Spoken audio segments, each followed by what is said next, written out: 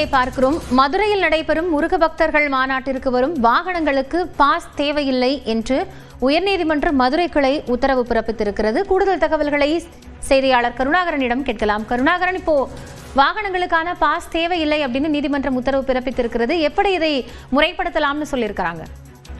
ஆம் காயத்ரி, அதாவது வருகிற ஜூன் 22ஆம் தேதி மதுரையில் இந்து முன்னணி சார்பில் முருக பக்தர்கள் மாநாடு நடைபெறுகிறது. இந்த மாநாட்டிற்கு பல்வேறு மாவட்டங்களில் இருந்து வரக்கூடிய வாகனங்கள் அந்தந்த மாவட்ட டிஎஸ்பி அலுவலகங்களில் வாகன பாஸ் பெற்றுதான் வர வேண்டும்.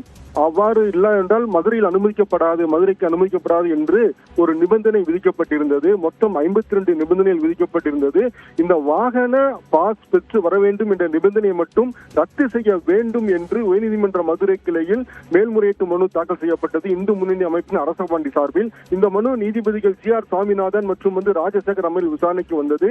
அப்பொழுது இருதரப்பு வாதங்களும் கேட்டிருந்த நீதிபதிகள் முதற்கட்டமாக அதாவது வாகன அனுமதி சீட்டு ஒவ்வொரு மாவட்டத்தில் இருந்து வரும் வாகனங்கள் வாகன அனுமதி சீட்டு பெற வேண்டும் என்ற அந்த உத்தரவை ரத்து செய்து உத்தரவிட்டனர். மேலும் வேண்டும் என்றால் அந்த வாகனங்கள் நிறுத்தும் இடத்தில் உரிய ஆவணங்களை காவல்துறையினர் பரிசோதனை செய்து கொள்ளலாம். இதற்கு மனுதாரர்கள் பிரமாண பத்திரம் தாக்கல் செய்ய வேண்டும் என்று உத்தரவிட்டுள்ளனர்.